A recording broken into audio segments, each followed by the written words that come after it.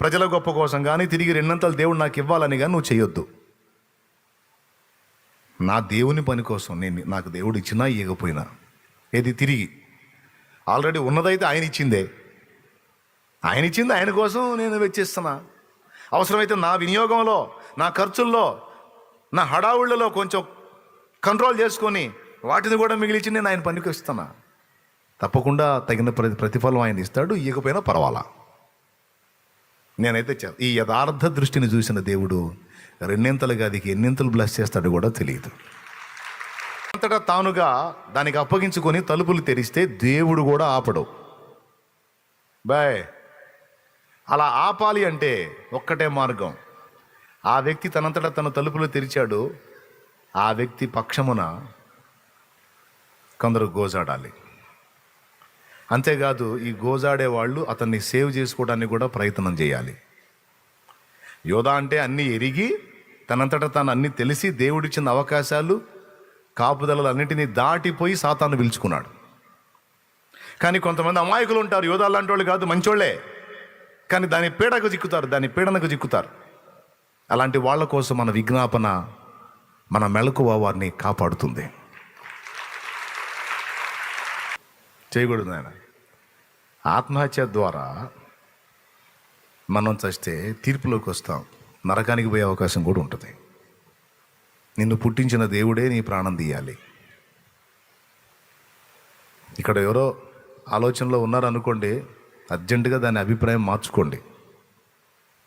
నువ్వు ఆత్మహత్యకు రేపబడుతున్నావు అంటే అది నీది కాదు, దురాత్మ నిన్ను శోధిస్తుందని గుర్తుపెట్టుకో. చావాలి అని అనిపిస్తుందంటే అది నీది కాదు, నీ ప్రాణం కోసం నువ్వు ఏమైనా చేస్తావు. అలాంటిది నీ ప్రాణం నువ్వే తీసుకోవాలనుకుంటున్నావు అంటే నువ్వు కాదు, నీలో మరొక ఆత్మ పనిచేస్తుంది. మరో ఆత్మ నిన్ను ప్రేరేపిస్తావు. యోధాగత అదే అని చూశారు మీరు. ప్రభువుని విసర్జించేటట్టు చేశాడు సైతాను. విసర్జించిన తర్వాత వాడి ప్రాణం వాడే తీసుకునేటట్టు వాడిని రేపాడు.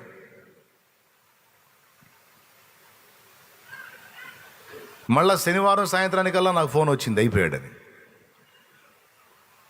ఆ పెద్ద ఆవిడికి చెప్పాక నేను, అంటే నన్ను తిక్కలోని చేశాడు.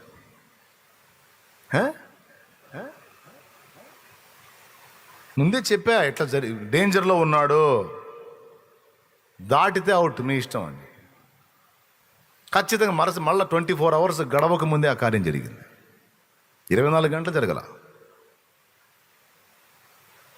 అప్పుడు ఏడుస్తుందట అక్కడ ఊళ్ళో. అయ్యా బిడ్డ చెప్పాడు, అయ్యా దిక్కుమాలిందని నేను తెచ్చి ఈయన చేసుకున్నానా అని. ఎంత ఎడితే వస్తాడు అంటే ఇక్కడ నేను గొప్ప ఉండని కాదండి, మళ్ళా నన్ను ఎక్కడో ఆకాశంలో చూశారు. అదేముందిలే, దేవుని కృప అంతా ఆయన దయ, ఆయన చేసింది, ఆయన ఇచ్చిన ఆలోచన. నాకేం తెలుసు. కొంతమందిని చూసినప్పుడు కొన్ని ప్రేరణలు ఆయన ఇస్తాడు, కొన్ని పలకమంటాడు, పలుకుతాడు, ఆ కార్యాలు జరుగుతాయి. కొన్ని మేలులు, కొన్ని కీడులు, కొన్ని హెచ్చరికలు అన్నీ ఉంటాయి అందులో.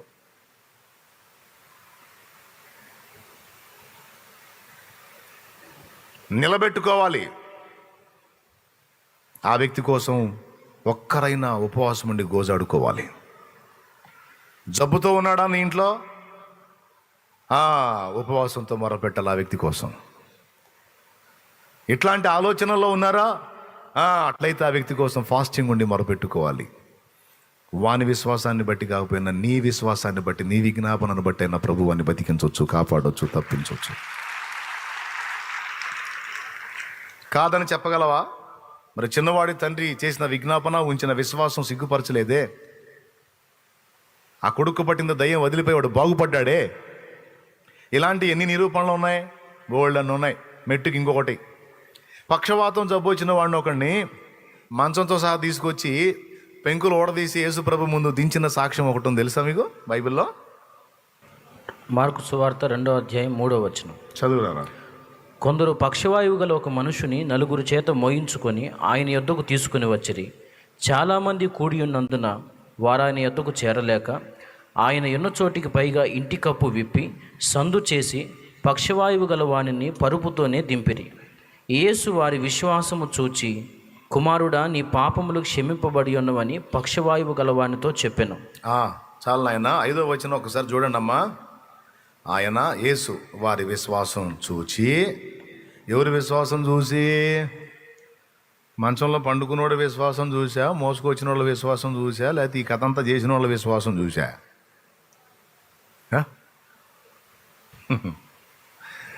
నలుగురు చేత మోయించి తెప్పించారు అంటే మొత్తానికి ఇతర వ్యక్తులు ఎవరో ఉన్నారు. వాళ్ళు వీళ్ళని సహాయం కోరారు. మోసినోళ్ళు విశ్వసించారు, మోయించినోళ్ళు విశ్వసించారు. ఈ ఇద్దరి విశ్వాసం యేసు చూశాడు. మోయబడుతున్నోడి విశ్వాసం ప్రస్తావించాలి అక్కడ. మోయబడేవాడే మెలకొని పండుకున్నాడు. అయితే వాడిది గొప్ప విశ్వాసమే. ఆ బెడ్ మీద పండుకున్నాడు. ఎందుకంటే ఇప్పుడు అన్ని పైకి లాగి, అక్కడికి ఇంటి కప్పు పైకి లాగి అక్కడి నుంచి ఆయన దించాలి. మరి ఆడు గట్టిగా తాళ్ళుగిళ్ళు గట్టి ఏం కట్టారో మొత్తానికి వాడు కూడా స్తోత్రం స్తోత్రం అనుకొని ఉంటాడు. ఏమాత్రం ఎవడు తాడు వదిలిన ఈడు ఏడుంటాడు? ఎవరు తాడు వదిలినా ఇక మళ్ళీ చేతికి రాడు. కాలు చేయకపోతే పోయింది, మొత్తం పోతాడు. అయినా సరే ఏమైతే అదైంది. ఈ దరిద్రాన్ని మాత్రం తట్టుకోలేను, వదిలించుకోవాలి, బాగుపడాలి. సాహసం చేశాడు. అతని విశ్వాసం కూడా ఉంది. కానీ వాని విశ్వాసాన్ని ప్రస్తావించలా. యేసు వారి విశ్వాసము చూచి అనుంది. పిల్లారా, మనం కనపరిచే విశ్వాసము, దాన్ని సూచించడానికి చేసే విజ్ఞాపన, ప్రార్థన, వెరసి ఒక రోగి స్వస్థత. కొడితే గట్టిగా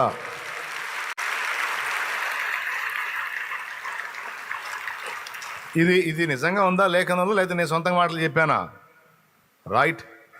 సో ఒక రోగిని మనం ఇంట్లో కలిగి ఉన్నప్పుడు, ఆ వ్యక్తి బతకాలని ఆశించిన వాళ్ళు కనీసం ఫాస్టింగ్ ఉండి ప్రేయర్ చేసి మొరపెట్టాలా, విజ్ఞాపన చేయాలా. నీ విశ్వాసం, నీ పట్టుదలతో కూడిన ప్రార్థన, విజ్ఞాపన, కార్యం జరుగుతుంది.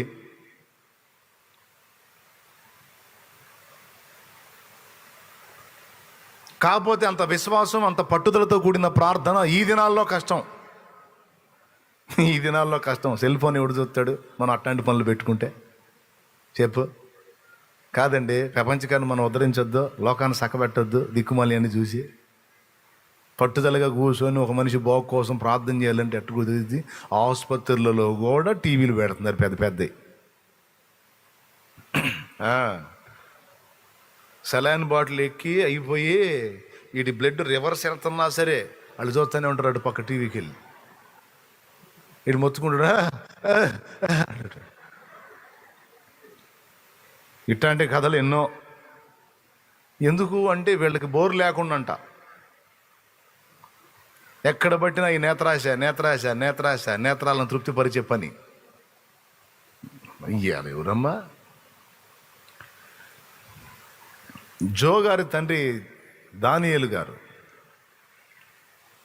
ఆయన సాక్ష్యం చదువుతున్నప్పుడు కాలేజీ నుంచి కొడుకు ఇంటికి వస్తున్నాడని తల్లి పిండి వంటలు చేస్తుందంట. పాపం చదవలేదంట ఆయన వెళ్ళి కాలేజీకి.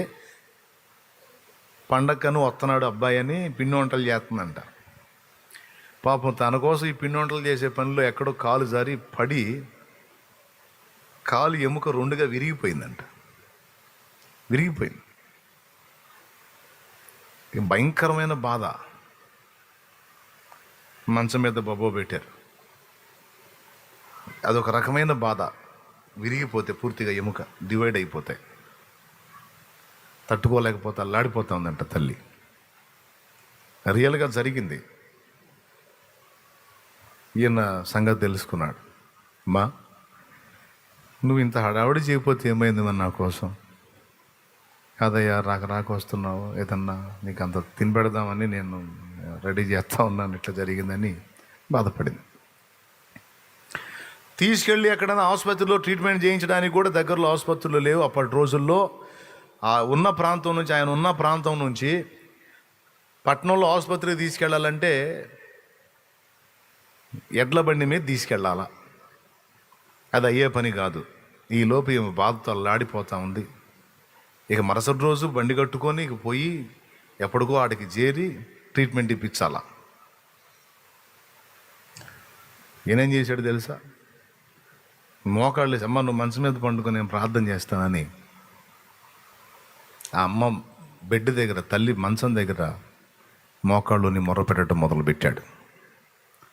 విశ్వాసం కలిగిన వాళ్ళు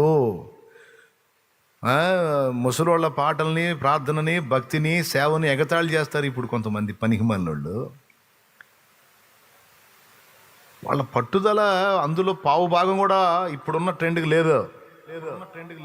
అంత స్పీడ్గా అయిపోవాలి. పైపైన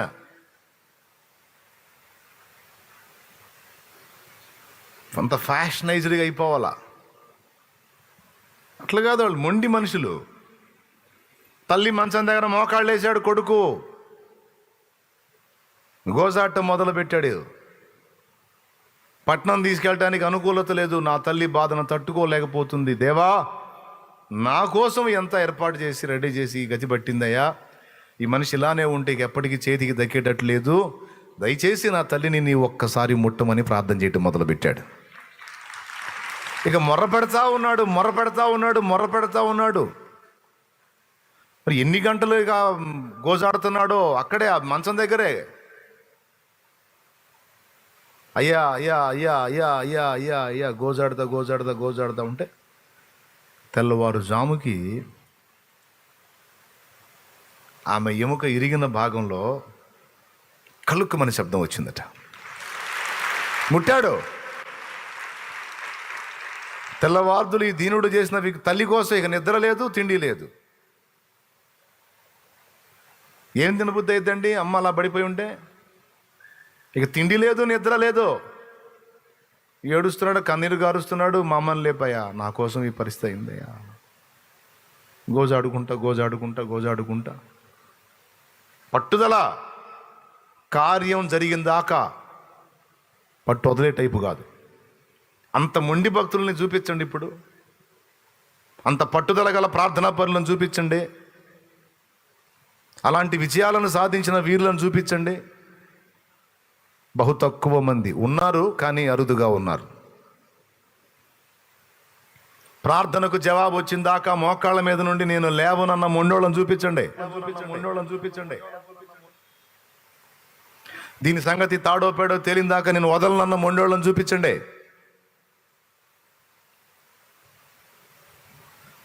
మీటింగ్ గ్రౌండ్ కోసం ప్లేస్ అడిగితే ఒక ఆయన నేను ఈయన అన్నాడు. ఇంకా ఆయన ఎందుకు బతిలాడేది? ఊరకెత్తనాడా? అక్కడ ఒక చెట్టు ఉంది, ఆ చెట్టు దగ్గర పోయి కూర్చున్నా. ఒక తీర్మానం చేసుకున్నా, ఇచ్చిందా వదలనని. ఎవరు? ఆయన్ని కాదు, ఆయన్ని. మరి అవసరం మీటింగ్ గ్రౌండ్, మరి అవమానాలు తట్టుకోలేకపోతున్నాం. మరి వేరే వాళ్ళ ప్లేసుల్లో వేస్తే 10 ఎకరాల వాడు మాట్లాడలే, 1/2 ఎకరం వాడు వాళ్ళు చేస్తున్నాడు. మన కర్మకాల 1/2 ఎకరంలోనే మన షెడ్డు పడుతుంది. బలిపీఠం అక్కడ పెట్టాల్సి వస్తుంది. 10 ఎకరాల వాడు ఏం మాట్లాడలే, 1/2 ఎకరం వాడు ఎవడు చేశారు మీరు అంటున్నాడు. ఈ 10 ఎకరాలు 1/2 ఎకరమే నేను యువతలే మావాడేలే అంటున్నాడు. అన్నాళ్ళని వేస్తున్నాం, ఏంగని వాడు వచ్చి అంటున్నాడు. అది బాధ. సంవత్సరాలు ఇది స్వాప్ అయిపోయింది. నాకు ఎందుకు రాయనా నాకు తెలియదు, నువ్వు మాకు ఓన్గా కొంత భూమి అయినా నువ్వు ఇవ్వని ప్రార్థన చేశావు మీటింగ్ గ్రౌండ్ కోసం. దేవునికి మహిమ. ఈయనన్నాడు, ఆయన మోకాళ్ళు వేసి రోజు ప్రార్థన చేయడం మొదలుపెట్టా. నాకు తెలియదు ఇచ్చిందాకా నేను వదలనని. ఎక్కువ రోజులు కూడా చేయలే, గట్టిగా ఒక వారం 10 రోజుల్లో పిలిచి ఇచ్చాడు. పిలిచి మళ్ళా దేవుడు మాట్లాడితే ఎవడైనా స్పందిస్తారు. లేకపోతే మన మొఖాలు చూస్తే ఎవరికి జాలి కలిగిద్ది, ఎవరికి ఈ బుద్ధి అయిద్ది? మన పక్షమున దేవుడు కార్యము చేస్తే అప్పుడు మనుషులు మెత్తబడతారు. తెల్లవారుజాముకి కలుక్కుమని శబ్దం వచ్చింది. మీరు యాజ్ ఈజీగా ఇలానే ఉంటుంది, బుక్లో చూడండి కావాలంటే, జీవజల ప్రవాహములనే వాళ్ళ సాక్ష్య పుస్తకంలో. జో గారి తండ్రి దానియేలు గారి తల్లి అన్నమాట. ఎంత మొండితనం, ఎంత పట్టుదలండి. ఇక తెల్లవారు ఎడ్ల బండితో అవసరం ఉందా చెప్పు? పట్నంలో వైద్యంతో అవసరం ఉందా? మోకాళ్ళు వేసి మంచం దగ్గర, నాకు తెలియదు, ఏలియా కూర్చున్నాడు. పసిబిడ్డ లాంటి విశ్వాసం, మొండితనం, పట్టుదల. ఏలియా మోకాళ్ళుని 7 మార్లు ప్రార్థన చేస్తే సముద్రంలో అరచేంత మేఘం లేచింది.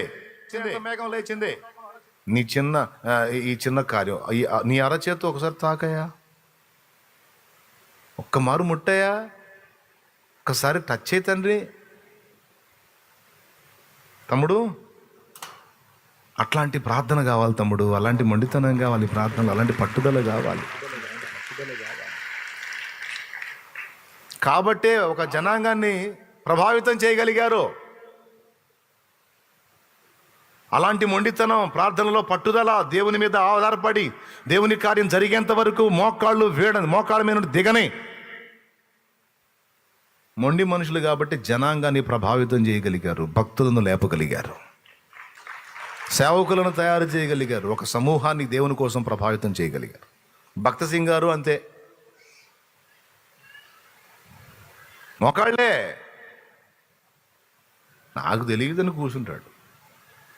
మనుషుల దయ కోసం అడగటం, బ్రతిమలాడుకోవటం, సాయం చేయండి అని గోజాడుకోవటం.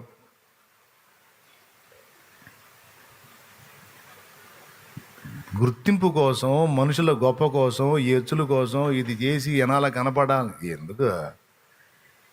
దేవుడు చూడాలని చెయ్యి. నువ్వు ఎంత చేసినా నా దేవుడే చూడాలి.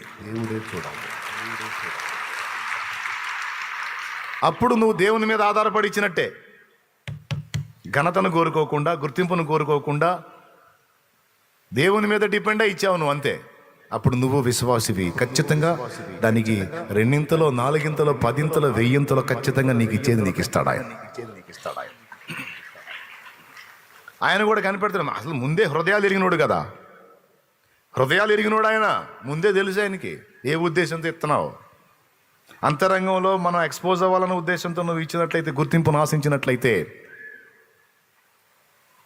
మౌనంగా ఉంటాడు. నువ్వు ఇచ్చిన దాని ఫలం నీకు దక్కదు. మనుషుల గొప్పను ఆశించావు కనుక జనం గొప్ప అనుకుంటారు ఆ ఘడియలో. అంతవరకే నీ బతుకు.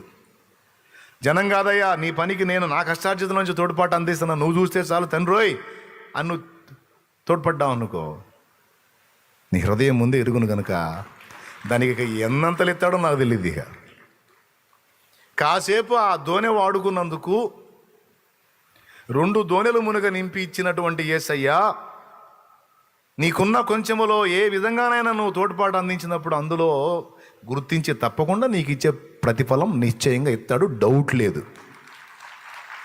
కొంతమంది డౌట్, నేను దేవుని కోసం చేశా కదా, దేవుడు నాకేం చేయలేదు ఏంది అని నిద్రలో కూడా అనుకోవద్దు. కొంతమంది అనుకుంటారు, అట్లా అనుకోవద్దు.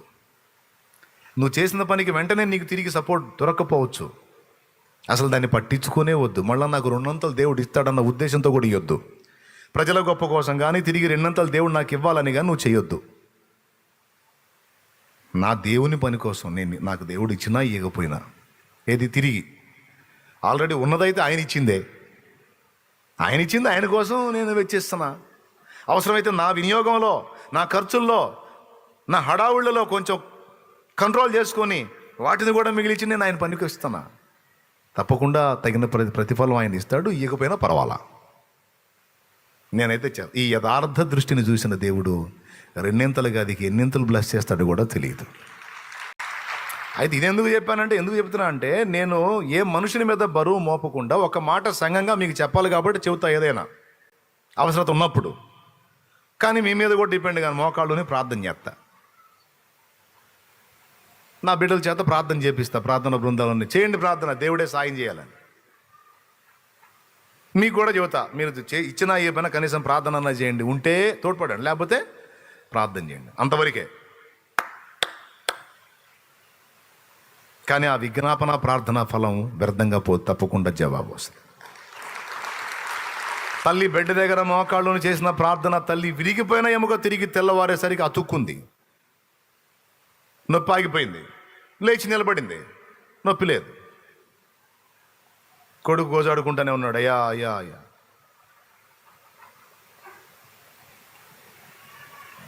తల్లి లేచి నడుస్తుంది, చప్పుడిని లేచాడు. అమ్మా ఎలా ఉంది? అయ్యా నాకేందోనయ్యా, కలుక్కుమని చప్పుడు వచ్చింది, నొప్పి వచ్చింది ఒక్కసారిగా, తర్వాత నొప్పి లేదయ్యా. ఎక్కడ ఇరిగిపోయింది నా కాళ్ళు, నాకు అర్థం కావట్లేదండి. చూస్తే ఎక్కడ ఇరిగిందో కూడా అర్థం కావట్లా. చేయడు యేసయ్య అద్భుతాలు. అద్భుతాలను చూచేంత పట్టుదల కలిగిన ప్రార్థనా పరులు, విజ్ఞాపనకర్తలేరి నీ కుటుంబంలో? నీ బిడ్డకు పట్టిన దురాత్మ వెళ్ళిపోయింది, ఆత్మహత్యలకు ప్రేరేపించే దయ్యం వెళ్ళిపోయింది. కానీ ఆ బిడ్డ కోసం ఉపవాసం ఉండి ఇక్కడ తిండి మానుకున్నాడు, నిద్ర మానుకున్నాడు, తల్లి కోసం గోజాడాడు. ఫలితంగా ఆమెను దక్కించుకున్నాడు. ఒక అద్భుత సాక్ష్యం గ్రంథంలో రాసుకుని పెట్టుకున్నాడు. ఇప్పటికే ఎన్నో ప్రార్థనలకు మనం చేసిన విజ్ఞాపనలకు జవాబులు రావటం కళ్ళారా మనం చూసాం. ఇక ముందుకును మనం చెయ్యాలి, ప్రిలారా చెయ్యాలి. అలాంటి ప్రార్థన పరులుగా తయారు కావాలి తమ్ముడు. దేవుణ్ణి ప్రేమించి అలాగా దేవుని యందు భక్తిని నిలిపి, విశ్వాసం నిలిపి, దేవుని పాదాలు పట్టుకొని ప్రార్థనలో పెనుగులాడే యోధులంగా తయారు కావాలి. లోతు సొదొమ గొమొర్రాలో ఉన్నాడు. అబ్రహాము ఇక్కడుండి దేవుని రిక్వెస్ట్ చేశాడు, పాపులతో పాటు నీతిమంతులను కూడా నాశనం చేస్తావా? అలా చేయటం నీకు దూరమగును గాక అన్నాడు. ఆదికాండం 18లో ఇంటికి పోయి చదువుకోండి. దేవుడు ఏమన్నాడు? 50 మంది నీతిమంతులు కనపడితే వదిలేస్తానన్నాడు. 40 మంది, చివరికి 10 మంది కనపడ్డా వదిలేస్తాన్నాడు. చిత్రం ఏంటంటే లోతు 10 మందిని కూడా అక్కడ ప్రభావితం చేయలేకపోయాడు. అబ్రహాం అనుకున్నాడు 10 మంది ఉండుంటారులే నీతిమంతులని. లేరు, 10 మంది కూడా లేరు. కానీ ఆ లోతును తప్పించడం కోసం పాపం భక్తుడు అంతసేటు విజ్ఞాపన చేశాడుగా. కాబట్టి లేఖనంలో ఏముందో తెలుసా? ఒక్కసారి చూడండి, ఆదికాండం 1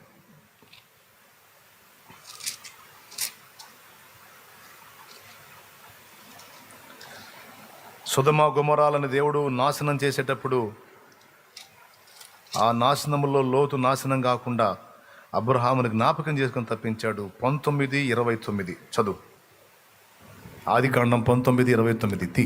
దేవుడు ఆ మైదానపు పట్టణములను పాడు చేసినప్పుడు దేవుడు అబ్రహామును జ్ఞాపకము చేసుకొని లోతు కాపురమున్న పట్టణములను నాశనము చేసినప్పుడు ఆ నాశనము మధ్యన లోతు నశించకుండా అతన్ని తప్పించెను. దేవునికి స్తోత్రం కలుగును గాక. పిల్లరా, ఏమర్థమైంది మీకు? ఏమర్థమైందా? ఎవరిని జ్ఞాపకం చేసుకున్నాడంట? అబ్రహాం విజ్ఞాపన. లోతును నశించకుండా కాపాడుకోవాలన్న ఆ తండ్రి తపన దేవుడు లక్ష్య పెట్టి ఆ దుర్మార్గుల మధ్య లోతు నశించకుండా అబ్రహామును జ్ఞాపకం చేసుకొని లోతును సేవ్ చేశాడట.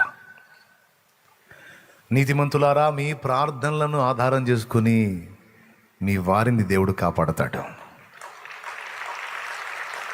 మీ ప్రార్థనను ఆధారం చేసుకొని మీ వారికి దేవుడు కార్యాలు చేస్తాడు. మన ప్రార్థనను ఆధారం చేసుకుని లోకంలో అనేక మంది వ్యక్తులను దర్శిస్తూ ఉంటాడు దేవుడు. మన ప్రార్థనను ఆధారం చేసుకుని మన పిల్లలు ఎవరి సహవాసంలో వారు పాడు కాకుండా సేవ్ చేస్తాడు. సమాజం యొక్క ఎఫెక్ట్ మన మీద పడకుండా ముందు సమాజాన్ని బాగు చేసి మనల్ని భద్రంగా కాపాడుకుంటాడు. ఇవన్నీ జరగాలి అంటే దేవుని వాక్యం చెప్తుంది, సమాజ శ్రేయస్సు కొరకు, క్షేమం కొరకు మన వంతు మనం విజ్ఞాపన చేయాలి, ప్రార్థన చేయాలి. ఇలా మీకు నిరూపణ చెప్పాలంటే ఎన్నో సంగతులు ఉన్నాయి. ఇశ్రాయేలీల కోసం ప్రవక్తలు చేసిన ప్రార్థనలు ఆలకించి వారిని సేవ్ చేశాడు. సౌలు అనేవాడు దేవ వ్యతిరేకమైన క్రియలు చేసినా సమూయేలు సౌలు కోసం విజ్ఞాపన చేసినప్పుడు, సరే నువ్వు ఇంతగా బాధపడుతున్నావు, సరే పో మళ్ళీ అభిషేకం చేయిపో, నువ్వు చేసిన వాడిని నిలుపుకోడు, అయినా ఏం చేద్దాం పో, నువ్వు బాధపడుతున్నావుగా నీ ఫీలింగ్ కోసం పో. మళ్ళా ఛాన్స్ ఇచ్చాడు సమూయేలు ప్రవక్త ప్రార్థన చేసినందుకు.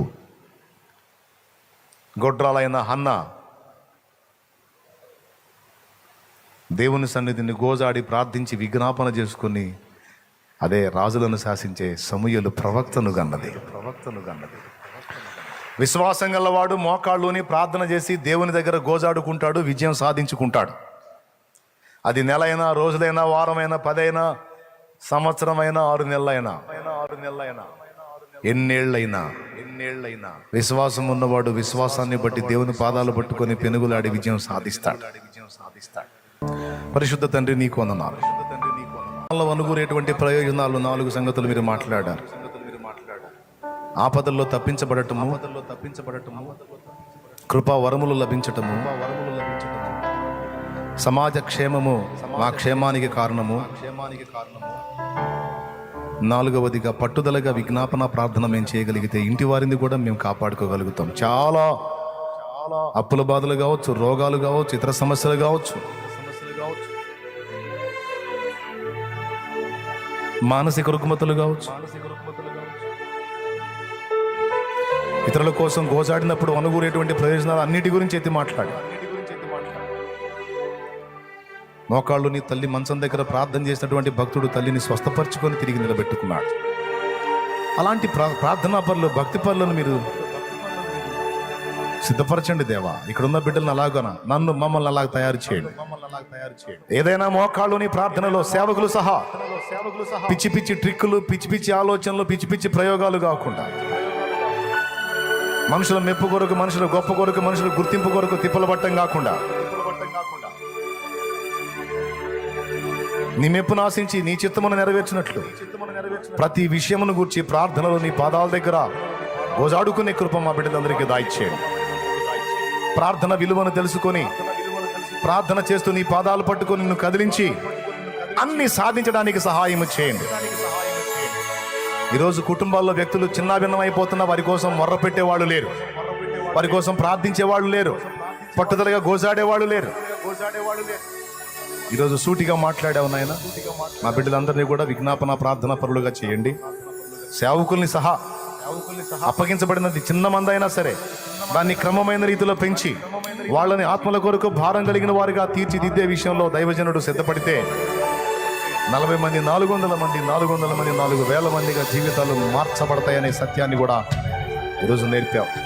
దీనికోసం ఎలాంటి దిక్కుమాలిన ఐడియాలు వేయకుండా, మనుషుల మెప్పు కొరకు లోకస్తులు వాడేటువంటి టెక్నిక్స్ వాడకుండా, కేవలం నీ పాదాల దగ్గర పడి గోజాడినప్పుడు నీ ద్వారా కలిగేది స్థిరమైన పని నాయన, నీ ద్వారా కలిగేది శాశ్వతమైన పని, నీ ద్వారా కలిగేది ఉన్నతమైన పని, నీ ద్వారా దొరికే పరిచర్య అది ఉత్తమమైన పరిచర్య, స్థిరమైన పరిచర్య, శాశ్వతమైన పరిచర్య. మనుష్య సంబంధంగా మానవ మేధస్సుతో హ్యూమన్ సైకాలజీని ఎరిగి వాళ్ళని ఆకర్షించడానికి చేసేటువంటి ఎత్తుగడలన్నీ వట్టివేనని, సేవకులుగా ఉన్న వాళ్ళు అలాంటి దిక్కుమాల ఆలోచనలకు వెళ్ళొద్దు.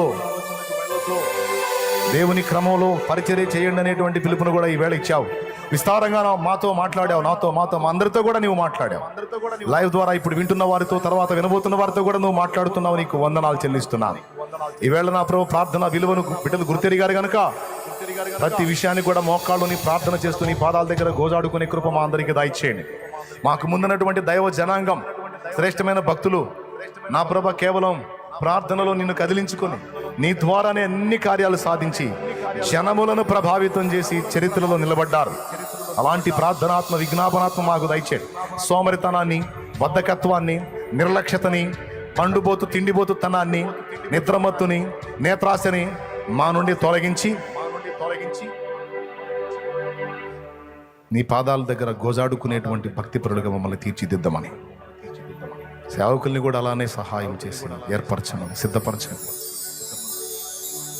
ఏదైనా నా దేవుని పాదాలే పట్టుకుంటా, మనుషుల దయను నేను కోరితే ఎవడూ గుర్తించడుగా.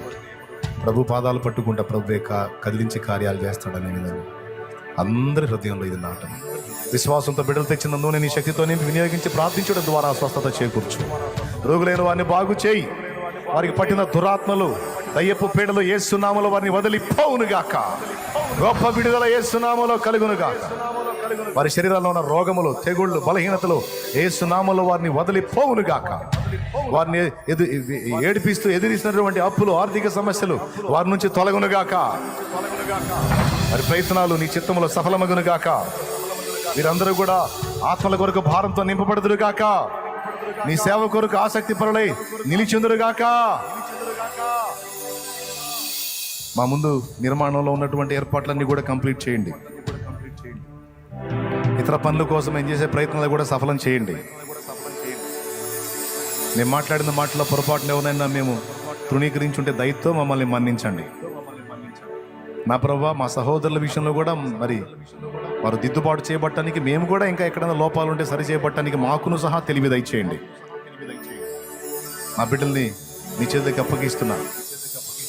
మా ముందున్న పరిచర్య అంత విజయవంతంగా మేము చేయడానికి రేపు నీ ముందు నిలబడి బలా నమ్మకమైన మంచి దాసుడు అనిపించుకో.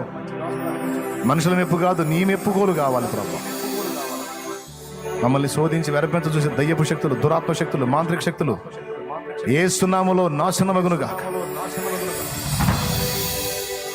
నీ కృపా కాపుదల దయచి సమస్త కీడుల్లోంచి మమ్మల్ని, మా ఇంటి వారిని, అంతకంటే ముఖ్యంగా సమాజాన్ని రక్షణలో నడిపించమని, భద్రతలో ఉంచమని యేసు నామములో మా సమస్త మార్గాల్లో తోడై ఉండమని. పసిబిడ్డల మొదలు వృద్ధుల వరకు కృపాక్షేమం దయచేయమని. ఆ నూనె రాసి ప్రార్థించినప్పుడు స్వస్థత కార్యాలు జరిగించు. అన్ని జనులు సహా రక్షణలోకి రావడానికి సహాయం చేయమని యేసు నామములో వేడుచున్నాం తండ్రి. ఆమేన్.